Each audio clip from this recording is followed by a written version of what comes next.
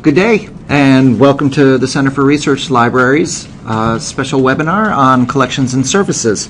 My name is James Simon. I'm happy to welcome you all. For the first time, we're actually using voice over IP as an option for our webinar presentations. This is in response to numerous requests we've had from our participating members that they would like the option to have the voice carry through over their computers.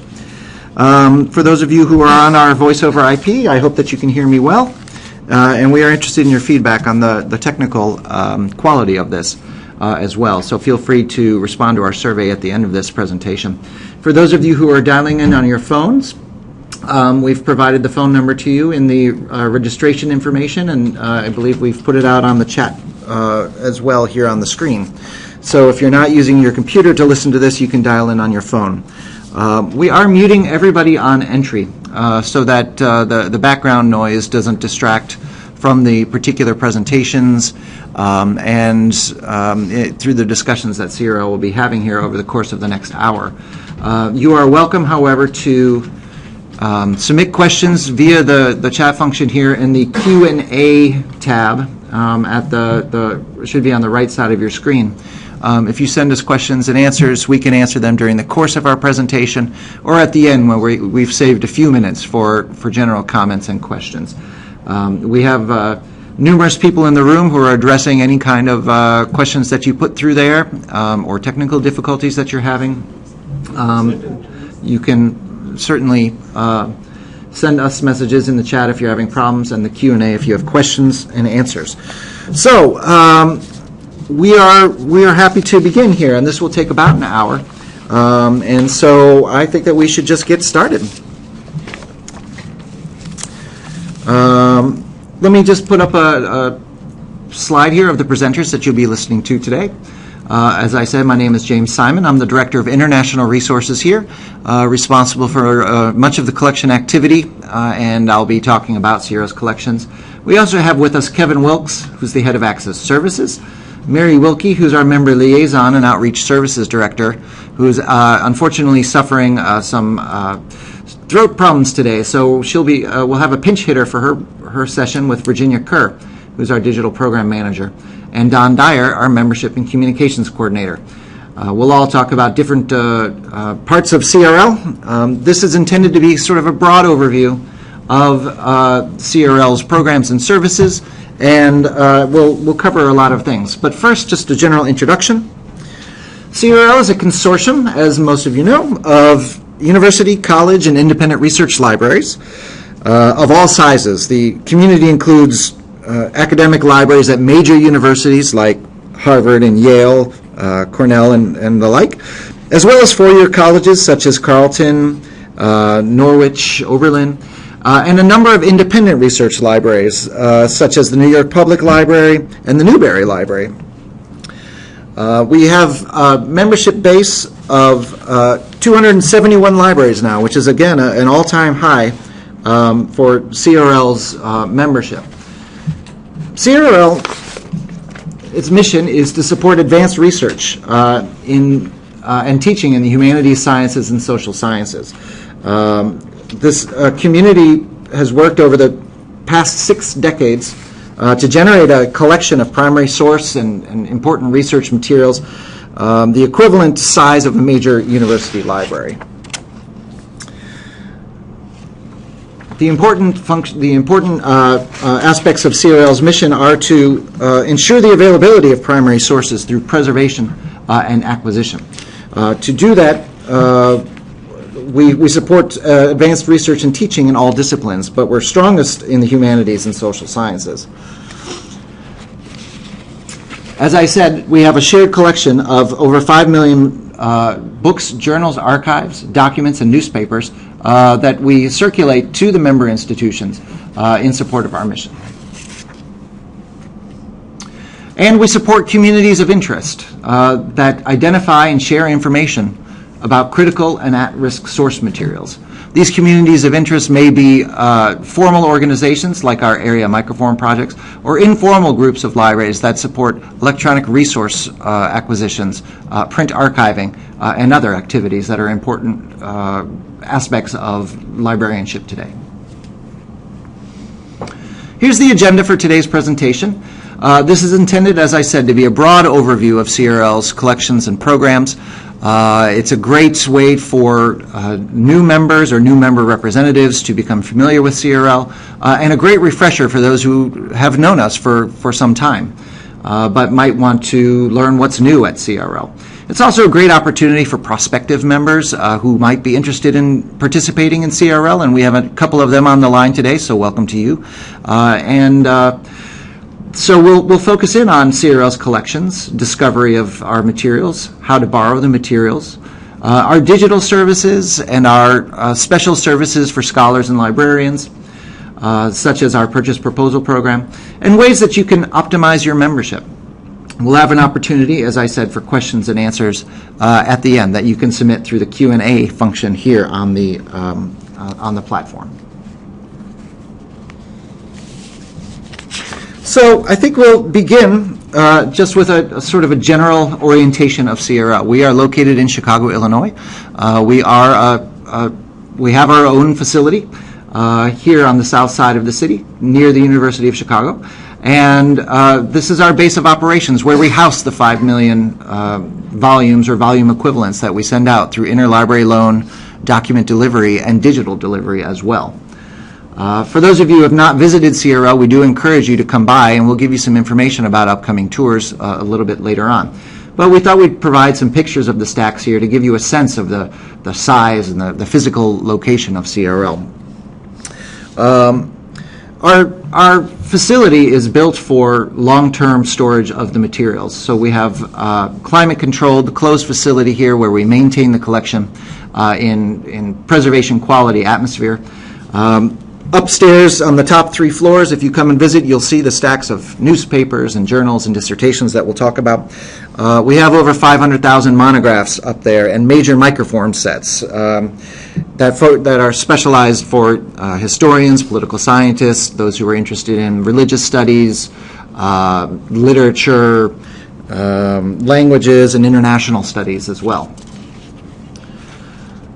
Another picture of our stacks here with the compact shelving.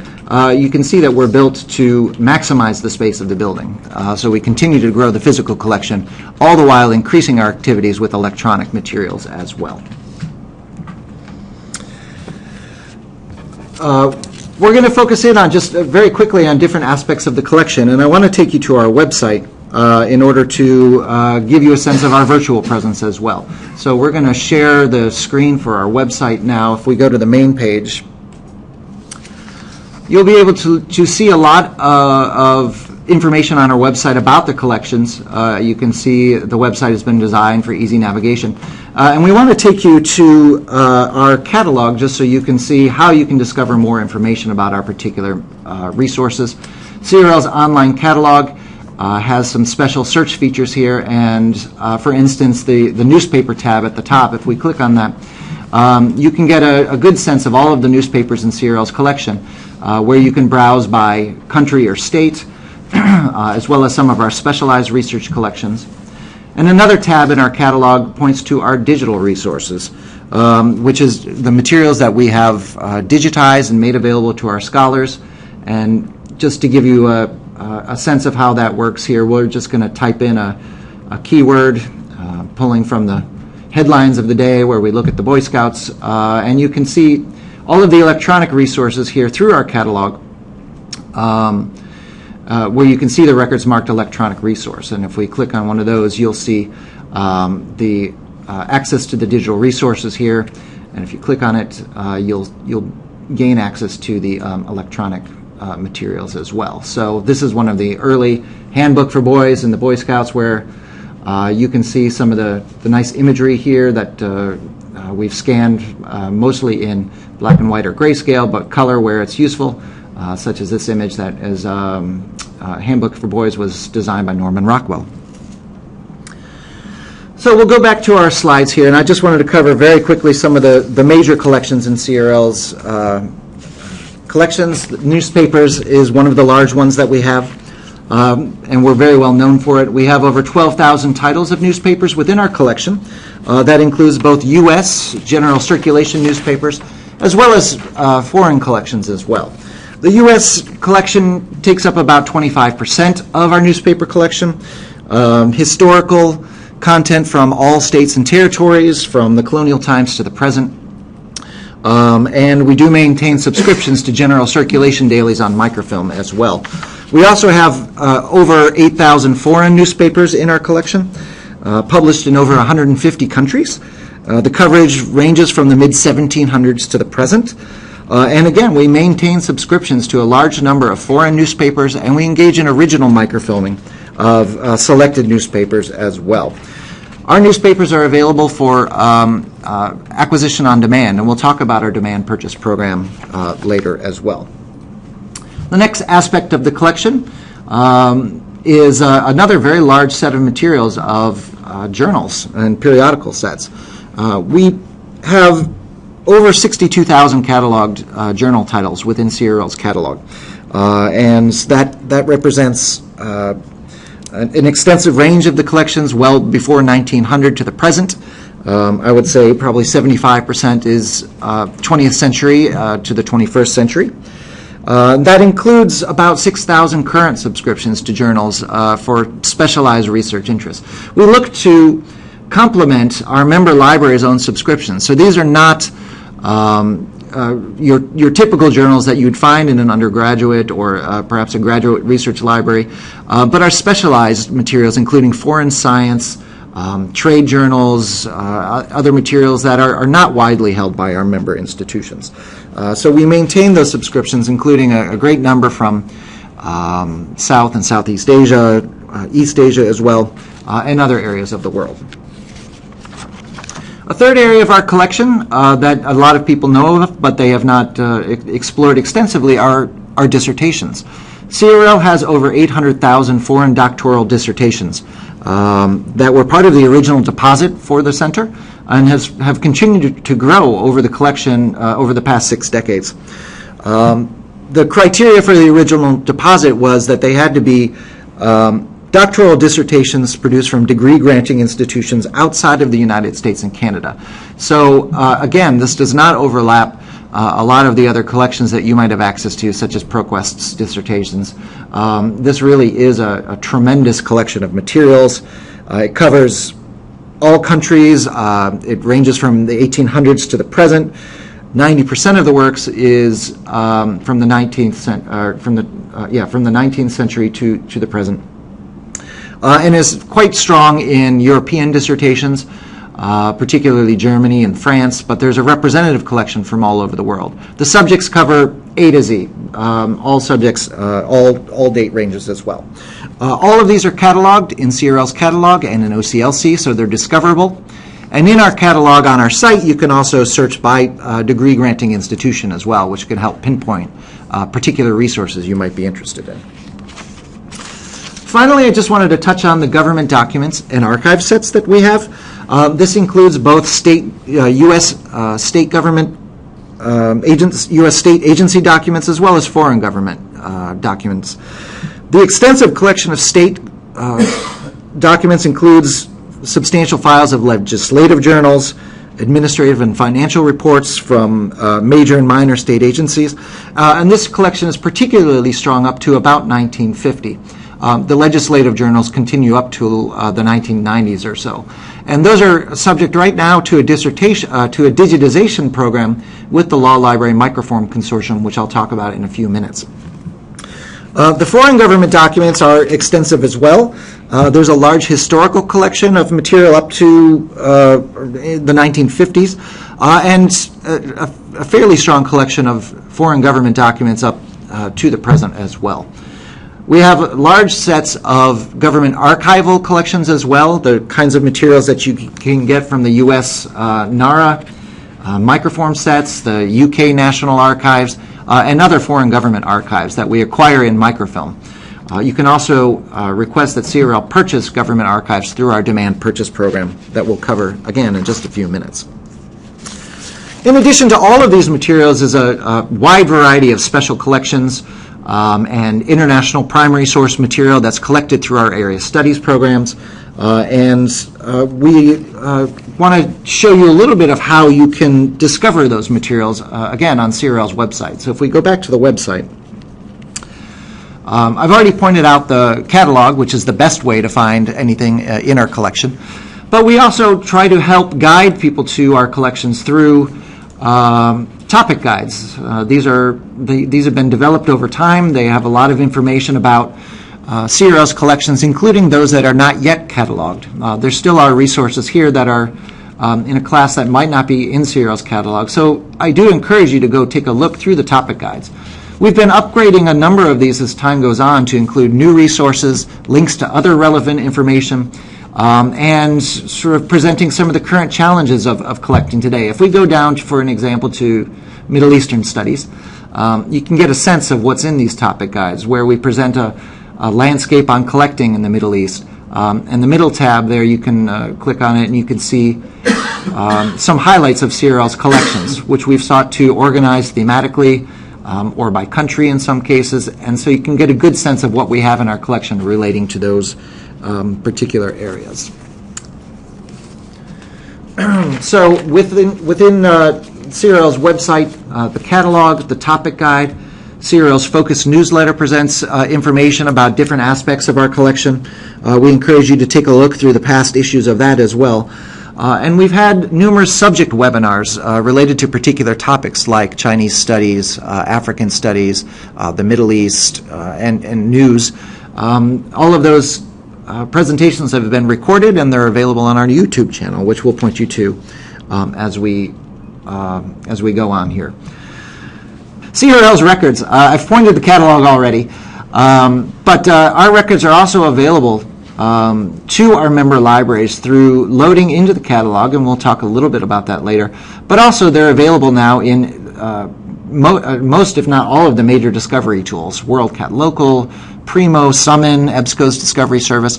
Those records are available for you to turn on within your own discovery tool if you have them. And if you're interested in that, I encourage you to get in touch with Amy Wood here at the CRL, who's our head of technical services, who can help guide you through that process. It's a great way to bring our collections in line with your materials so that your researchers can more easily discover what we have here and gain access to it as well. Our collaborative initiatives, I'm back on track. We've embarked on a number of collaborative partnerships over the past few years that you may be familiar with that dramatically expand access to materials that are not held by CRL. One of these partnerships includes the Linda Hall Library of Science, Engineering, and Technology. This is a very recent partnership that just began last year. We have offered to all CRL members access to the combined collection of historical journals from CRL and Linda Hall. That includes more than 50,000 current journals, current and historic journals, available through article delivery through the RAPID ILL system. All of the CRL members have been trained in how to request the materials via RAPID, and this is proving to be a very popular service for CRL members, where you can gain access to journal articles for free through RAPID Interlibrary Loan in the Linda Hall collection. I encourage you to take a little bit more time on our website to take a look at that. We've also embarked on a new program this year of digitization of pre-1950 monographs from the Linda Hall collection. You can request those materials, and we'll put it through the digitization process at Linda Hall and make it available to CRL members. So again, take a look at our website if you're interested in some of the vast collections of science, engineering, and technology held by Linda Hall. There's a strong print preservation component to this as well, where we're looking to sustain the print materials that are held by CRL and Linda Hall in Linda Hall's collection facility as well.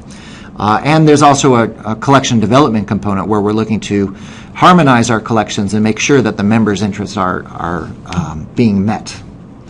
Another collaborative partnership that is proving very popular is our partnership with the Law Library Microform Consortium, LLMC. On their digital platform, LLMC Digital, they have scanned more than 43 million pages of historical and recent legal and government primary source material.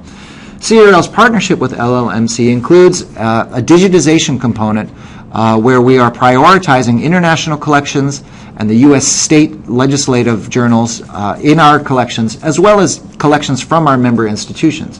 Going through the digitization process is a fast process with LLMC, and they scan millions of pages a year towards this. So these are materials not just of interest to legal,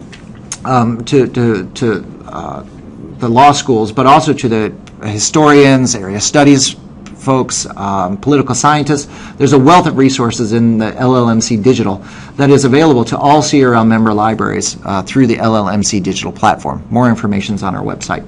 Finally, I wanted to touch just quickly on our collaborative initiative for news, and that's the World Newspaper Archive, which is a partnership between CRL and its members in REDX, a division of Newsbank, to scan and make available historical content from developing world areas and areas that are not currently doing much with their digitization of newspapers, including Latin America, Africa, South Asia. We're looking to expand into Eastern Europe, Southeast Asia, and other areas as we grow. We currently have nearly 3 million pages digitized through this partnership. The collections are sourced not just from CRL, but again, from our CRL partner libraries. And we control all of the selection process. We control the pricing for CRL members, so we keep it down at radically low participation fees for working on this. And all of those fees go back into the digitization for future modules.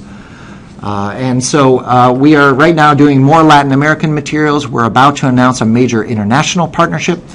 So keep your eyes open for announcements on that. This is just a snapshot of the title interface through REDX's platform. It's the same platform that they use for America's historical newspapers, and all of our content is cross-searchable with their other materials as well. So that was a lot of information throwing at you about our collections. I'm going to turn this over now to Kevin Wilkes, who's going to talk a little bit more about how to discover and how to borrow our materials. Kevin? Hi, I'm Kevin Wilkes, and I am the head of Access Services, and I'm going to talk with you about how to borrow our material, how we deliver it, one of our best programs, I think, here at the center, which is our demand purchase program, and how to access our digital collection, and how you can load our records into your catalog. You may send this request through OCLC or Iliad in our symbol is CRL. We ask you to enter us in first in the lender string and put us in 2 times so that we can make certain that the material is sent to you and that the request is processed quickly. Or you can send us a request through fax at 773-955-9732. Or if you want a hard copy form, such as the ALA IRL form, you can send that to us through mail, or you can send us a request through our general email account at asd@crl.edu. Now, many of our members are involved with consortiums that facilitate resource sharing. We have joined many of these consortiums, such as Linda Hall Library, Rapid, Prospector for our Colorado members, Ohio Link, Connect New York, UBorrow, and Borrow Direct. We're always willing to explore the possibility of joining other consortiums which will benefit our members' use of the center in its material. We have a very generous loan period for our members. It's 6 months with unlimited renewals. Now, the only time you probably hear from us is when we are recalling the material for another member institution.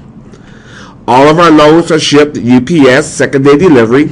For our members in Ohio, we use the Ohio Link Courier system, and for Illinois, we use Carly system. It's our desire to assist our members in any way we possibly can. For copies, we use Odyssey, Arial, fax. We'll send an email PDF attachment if you like, or through just regular U.S. mail. We're able to turn around and or respond to most of our requests within 24 hours. Possible delays could be such things as a citation problem or just that the material is not on the shelf at the moment. But however, 90% of our field loans and articles have a 1 business day turnaround time. Now, our demand purchase program is a program that I think is the most valuable of being a member here at the center. This is a program which not only saves you time, but money as well by letting us purchase requested material for your patrons' use. It covers 3 areas: archival material, newspapers, and foreign doctoral dissertations. The demand purchase process is initiated by you sending us an IRL request, and to help the request move a little bit faster, if you will put in the borrowing notes, please purchase, we can start the process immediately. There is a $2,000 limit per patron. Now, don't get scared. What that means is that each patron within your institution is allowed $2,000 each year for purchasing. Now, for more costly material or material that does not fit into any of these three categories, you may want to utilize one of our other purchase programs like the Purchase Proposal Program or the Share Purchase Program. Virginia will be speaking more about that later on. Now, for archival material, this is material such as the U.S. National Archives and Great Britain National Archive material, but it no longer is limited to just archives of the national government. We have also expanded this program to include the archives of semi-government organizations, NGOs, and institutions. For newspapers, these are foreign and domestic newspapers, of which we already own one date. So what does that mean? If there is a newspaper and your patron is looking for 1965, but the only thing we own is July 1st, 1961, we will do our best to try to purchase 1965 for your patron. For foreign doctoral dissertations, these are dissertations outside of the U.S. and Canada. And once again, to help expedite the request, if you will put on in the borrowing notes, if not owned, please purchase, we can start immediately. Some institutions are requiring a signed copyright declaration form. More and more institutions each day, they're requesting their own specific forms, such as Cambridge and Hong Kong, Manchester, and Oxford. Now, if you do not have one of these forms, we ask you to just contact us, and we'll be more than happy to send you one. Many of the British Library dissertations are now accessible through their Ethos program. If there is a cost for the initial scanning of a British dissertation through Ethos, we ask you to send us the request. We will pay for the initial scanning, and then once it's done, we will inform you when the scans are available. And again, it's all for free. CRL has contributed to the scanning of dissertations provided by Ethos, and I strongly suggest that you take full advantage of the demand purchase program. We are filling more and more of our requests digitally. Our goal is to provide research and teaching material in a digital format, making the access of the material more efficient and expedient. Each year, we've committed to digitizing over 700,000 pages, and we're now digitizing over 800,000 pages each year, and each year we pledge to raise the bar. There are two ways for which we go about selecting material for digitization. One is digital delivery, which is generated through an IRL request. The other is strategic or planned scanning, and approximately 75% of our digital selection stems from IRL requests. The remaining portion comes from planned scanning. Our e-resource collection includes everything from dissertations to colonial government reports. Our current turnaround time for digital delivery is 5 business days. We are willing to work with faculty members who desire to have material digitized for class use, and we will scan not only hard copy, but also microformat as well, and this includes microcards. When an ILL request is sent to the center, we have the material paged. It's then reviewed to see if it meets the criteria for digitalization, and we check the material's fragility and content. Once it has been decided that the material is eligible for digitizing, the requesting library is informed that we will attempt to fill the request digitally. The material is then given a file name and delivery date. It is then sent for scanning and receives OCR and saved as a PDF file on our server. A link is also placed on our OPAC for any future use. The requesting library is then informed by email with the URL. We update the WorldCat record, keeping our holdings current. With our strategic digitization or plan scanning, as we call it, we attempt to identify material which supports undergraduate instruction in specific research projects. We have identified such titles as the Drum, Conservation Corps Papers, and Microfilm Guides and Finding Aids. Our e-resource collection can be accessed many ways from our website. You may access it from our digital collection page on our website, or by clicking on the digital version tab on our catalog. There are 3 categories allowing access to our digital collection. Material not under copyright falls under open access, allowing the general public viewing privileges, and material in the gray area is only accessible to our members. Material under copyright protection is only accessible by our members and only for a limited time. When the material is under copyright, the patron is taken to this screen. Once the server has verified the IP address as a valid member institution and the patron has agreed to the copyright agreement, the scans will appear. If the patron is off campus, they must have proxy through their institution. Now I'm going to speak with you quickly about record loading. This is another totally free program for our members.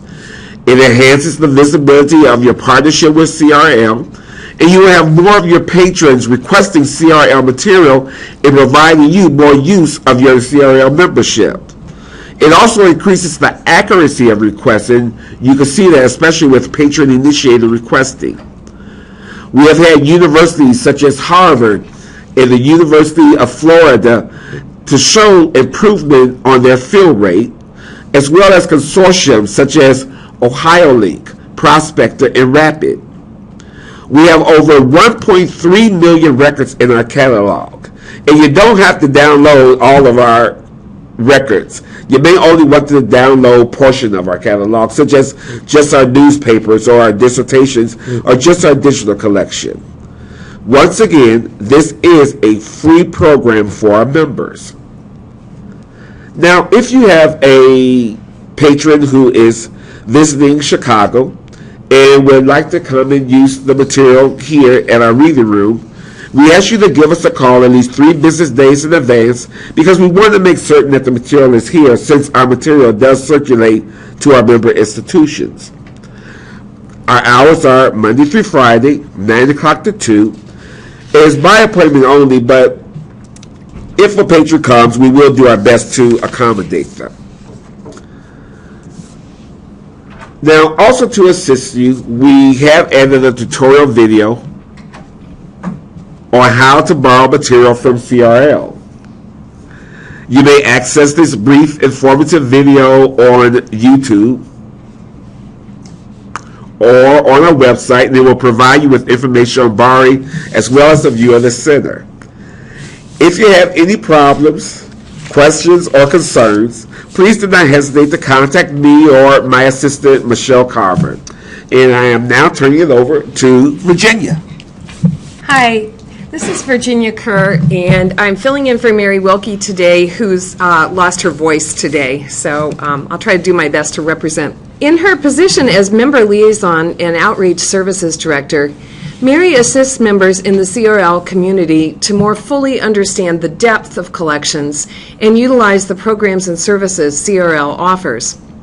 Her work falls into 2 categories: reference consultations and support for cooperative collection development programs. A reference consultation can occur when Mary is contacted by a librarian, professor, or student to help them with a question about CRL collections. She often identifies additional material of interest. For instance, a few years ago, Professor Sabina Wilkie contacted Mary to see what CRL might offer related to her research interest in German colonialism. Mary discovered in CRL's uncatalogued collection of historical foreign college catalogs a series of publications from the Hamburgisches Colonial Institute, which was founded in 1908 for the training of colonial officials. Following Mary's consultation, CRL digitized the material, enabling the professor to consult it for various publications, including a book. Through reference consultations, Mary can also assist in compiling lists of suggested materials for classroom use. As an example, Professor Laurie Eisenberg of Carnegie Mellon features the 1967 Arab-Israeli War, known as the Six-Day War, as a case study in a historical methods class for undergraduates. Until she contacted Mary about CRL resources, the only English language foreign news source she used for the class was the Jerusalem Post. Mary pointed out 2 other English language Middle Eastern newspapers from this period, which happened to be held by CRL. The additional resources added a depth of flavor to the class, allowing students to see how different perspectives resulted in different coverage of events. Note that Professor Eisenberg subsequently was awarded the 2011 CRL Primary Source Award for teaching. Don Dyer will say more about these awards later. Mary can also work with scholars to identify what CRL might acquire to meet their research needs. For a graduate student's dissertation, Mary noted that CRL already held microfilm of archival materials for Korean missions in the 19th century, but had not yet acquired the latest module of that set, which had 20th century holdings. Mary initiated the request for the researcher through the demand purchase program, which Kevin mentioned earlier. CRL offers several programs designed to aid member libraries connect scholars to the resources they need. These are described on CRL's website in the Collections section under the heading Cooperative Collection Development. We've already mentioned demand purchase. I'm going to talk about purchase proposal and shared purchase. Access to primary source materials has always been a key to CRL's mission. Through the Purchase Proposal Program, CRL provides access to important research collections which may be too costly or esoteric for individual libraries to acquire.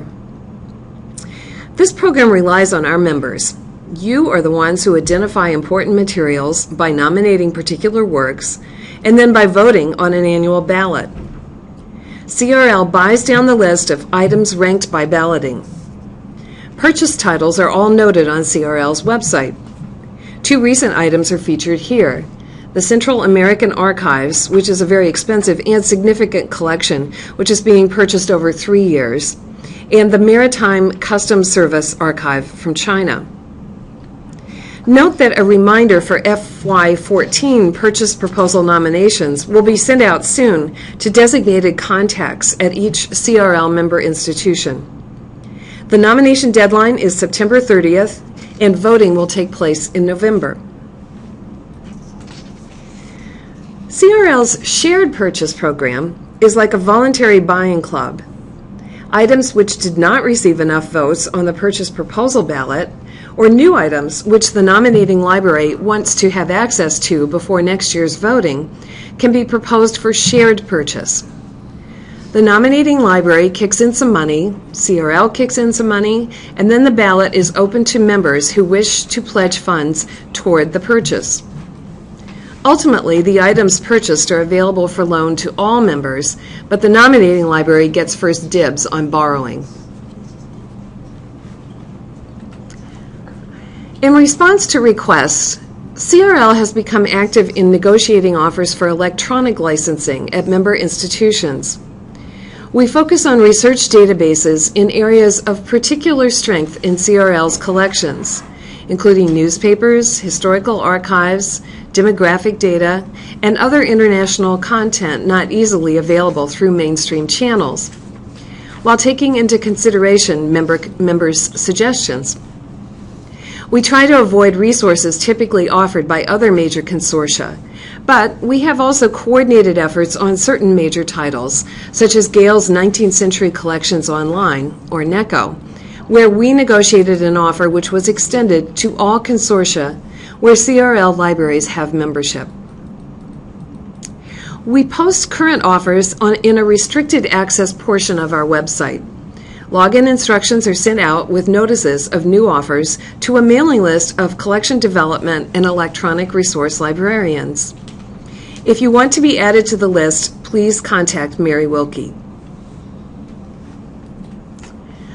So here's a member's login view of the electronic resources offer page.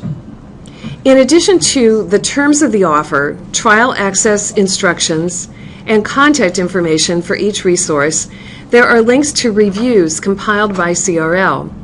These reviews incorporate comments from members as well as CRL's gathering of information, often directly from the publishers. Sometimes at a pre-release period, we're able to obtain information which is not posted publicly on the publisher's website. We also gather information from trial observations to aid in local purchase decisions. And note that these reviews will also be updated as we obtain new information and perspectives. I'd like to point out that Mary will be presenting a webinar in September dedicated to the topics of licensing and acquisitions. So you'll be able to get much more in-depth information at that time. Look for postings soon about the upcoming webinar in September. And I certainly would like to emphasize I'm just the voice today, so for any more information on any of our collection building programs, you can contact Mary, and her email will be listed at the end of these slides. Now I can hand this over to Don Dyer, who is our Membership and Communications Coordinator. Thank you, Virginia. I'm really pleased that you all can join us today, and I want to thank you and all your colleagues for the many ways that you help support CRL collection building activities. Much of my presentation will focus on the Make the Most of Your Membership section on our website. If you go to the menu bar at the top of the screen, it's located under Membership, and you just click on the Make the Most of Your Membership. This section provides recommendations to help all members, large, small, newly enrolled, and otherwise, on how to maximize their unlimited access to CRL programs, services, and other resources. The first link is CRL Connect, and it's first because it's very important. It's our no-fluff online publication that allows us to connect with you and to ensure that you receive important announcements and invitations and information on upcoming CRL events, that some of which Virginia and James mentioned earlier. Events and initiatives like the Linda Hall Library, that's how people learn about that new program. This CRL Connect comes out, it's a 1 or 2 page email that we send you every couple of weeks. I'm hopeful most of you have already signed up. If not, we highly recommend it, and especially for libraries at newly enrolled institutions and for collection development and reference librarians. The sign-up box is at the top right on our homepage of our website. It takes about 20 seconds. You simply type in your name and your email address, and you're good to go. We also use CRL Connect to distribute our quarterly newsletter. James mentioned it, Virginia mentioned it. It's focused on global resources. You also can always find the current issue of that newsletter on our home page. You can see it there at the bottom left. And while we have that pulled up, I was going to show you the index. See at the top in that gray frame, it says index issue. You can go there and it will show you all of the previous issues of focus and the themes that they focus on. It's a theme-based quarterly, and it functions as a sort of mini topic guide into our CRL collections. Each issue focuses on a special subject within CRL collections, and it highlights how these resources can support research and teaching in those areas. The spring issue is an exception. It highlights CRL primary source awards, and I'll talk more about that in a couple of minutes. The Focus newsletter in the past has been focused on human rights, women's studies, colonialism, We had China, modern China, resources on Africa, so it covers a lot of areas. And as I pointed out earlier, we keep an index of the previous focus issues. And you can connect directly to them from the home page at the top right. In the quick links box up there where it says Focus Newsletter. The next item in Make the Most of Your Membership section is an invitation for you and your colleagues to take a tour of CRL, our collections and facility. We're in South Chicago. That invitation is open year-round. However, with the ALA coming up, ALA conference coming up in Chicago later this month, we are hosting tours during the pre-conference phase of that. On Friday, June 28th, we have tours set at 9 o'clock and tours set at 1 o'clock. We are providing free shuttle bus service from McCormick Place to CRL and back. I can tell you there are a few open slots still for the morning sessions and approximately 10 open slots in the afternoon, so you may want to sign up sooner rather than later if you would like to participate in that tour. It's a good way to learn about who we are and what we do, because we do a lot of things here. And one more note is we'll make sure you get back to the conference center in time, because I know there are big events on Friday evening that everybody likes to attend. Our year-round schedule of webinars is another important service that we've developed to promote awareness and participation. Our webinars are a no-cost service for librarians, faculty, staff, and others at CRL libraries, and for others on an invitation basis. We present about 10 of these annually and post most of the slide presentations for in our calendar section under events. You'll also notice that we post and provide links to videotaped CRL events on YouTube, as James and Virginia mentioned.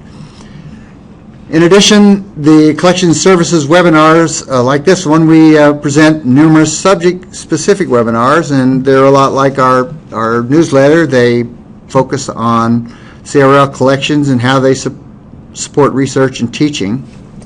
We also host how-to webinars on interlibrary loan and collection building and so on. CRL has a handful of publicity tools that we offer.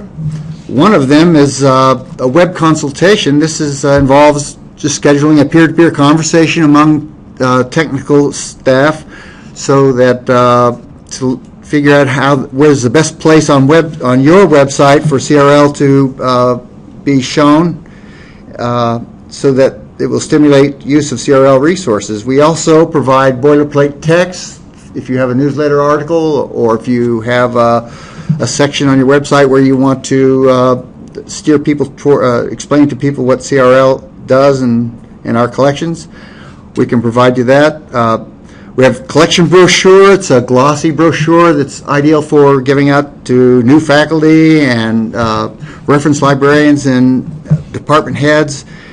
And we have a customized flyers. These are really handy. They're photo-ready handouts that we send in PDF form. They're popular because they can be reproduced on your copier cheaply and be handed out in old school manner to people at the circulation desk, or sent as a PDF to, again, department heads or anybody whose email you have. So they make great handouts. We also will help you write promotional articles or news releases. And again, news release is a bit old school, but we can just help whatever you need. I am the go-to person for requesting brochures and promotional tools. So give me a call. My contact information will be at the end of will be posted at the end of the webinar. Last but not least, we go to the About CRL section. There you go on our website for the CRL Primary Source Awards. This program was developed to recognize librarians, researchers, teachers, and students and others who use for their innovative use of primary source materials in 3 categories. That's access, research, and teaching. The awards allow us to share these innovative strategies and methods with the entire CRL community through presentations at our annual meeting, through the spring issue of Focus on Global Resources newsletter, and through other media and publications like ACRL News. To be eligible, the projects need to be based on primary source materials. They don't have to be CRL materials, but we, of course, prefer that. The selection panel consists of CRL Collections and Services Policy Committee personnel. They are accomplished and knowledgeable scholars, and this is one of the things they enjoy doing most is going through the various nominations. There are prizes in addition to just the recognition you get for winning the award. Awardees and those who nominate them both receive their choice of either an iPad or a gift certificate for Powell's books. Nominations are accepted online through January 31st annually, and we welcome self-nominations, and everything you need to know about the program is available on our website under About CRL menu. I think that's all I've got to cover today. I'm sure there are a few questions. James, I'll turn it over to you. Thanks, Don, and thanks, everybody, for pulling all of this together. It's really hard, we find, to talk about CRL in just 1 hour. There are so many things that we don't cover in this general overview that we would love to take you for another hour tour here, but we know that the time is limited. So we also wanted to save some time for question and answer. But I just wanted to give those on the line here just a sense of some of the bigger picture as well. Certainly we are not at all the CRL that you might remember from 10 years ago. Yes, our mission remains the same, to preserve and collect material for academic research, but the methods are changing, just as the modes of delivery, the current problems of libraries are all changing. CRL is responsive to the needs of its members and continues to evolve to meet the new challenges of the 21st century. We've embarked extensively on electronic resource offers and licensing over the past couple of years, where we're providing access to materials that are consistent with the strengths of our collection and are meeting the needs of the specialized research interests that you have. So we're focusing a lot on primary source databases, foreign language materials, news, government information, and the like. We really encourage you to think more about how CRL can serve your needs on that. We've put up here just some of the strategic objectives of this year. These were actually presented about a little over a year ago now. We're embarking into fiscal year 2014 in just a few weeks, but it's good to get a sense of sort of where we are right now. We continue to seek to expand access to international primary source collections, particularly in this case with the international electronic access to the international collections. We're doing that through several ways: cooperative digitization and archiving of legacy collections. We've talked about some of the collaborative digitization programs here. Support for licensing of the major databases in the key areas, and establishing our partnerships like the Linda Hall partnership and the law partnership that we have to expand access to these collections that are already available out there, and with the organizations that share the same mission of CRL. We're concentrating our support in 4 key areas this year, and we've talked a lot about them in different aspects here to some degree or another. But we're focusing in, again, on news, where we've always had interest, law and government resources, sort of the civil society aspect of it. The history and economics of agriculture, we haven't really talked about that very much, but we have a partnership with the U.S. Agricultural Information Network, or USAIN, to pilot some micro-digitization projects with them. This is something that had been supported previously by the NEH and other organizations, but has waned in years as the support has declined. CRL is helping boost the access to these historical agricultural materials through these digitization grants. And there's information on our website about that. And the 4th area being science, technology, and engineering, and we talked about the Linda Hall partnership.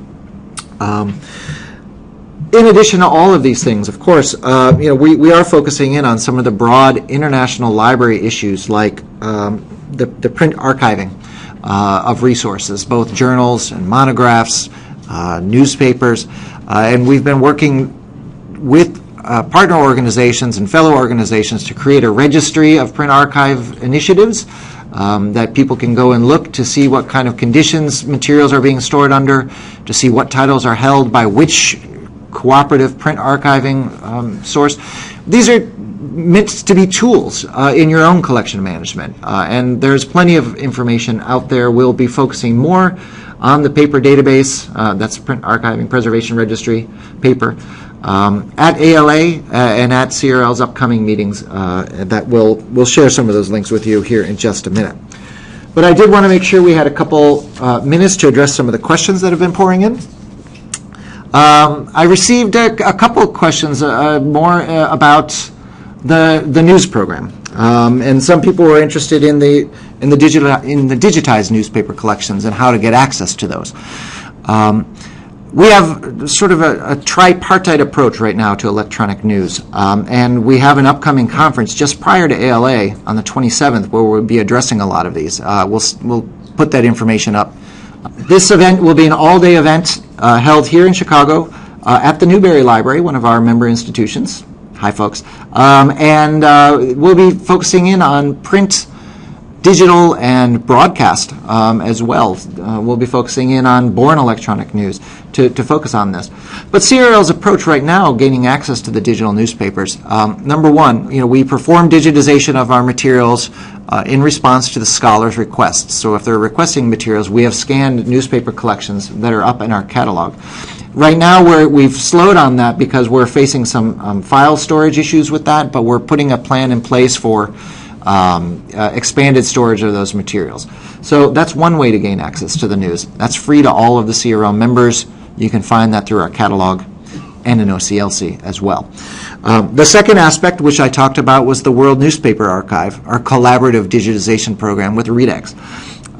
This is sort of an add-on program to your CRL membership in that it is along the model of the Text Creation Partnership.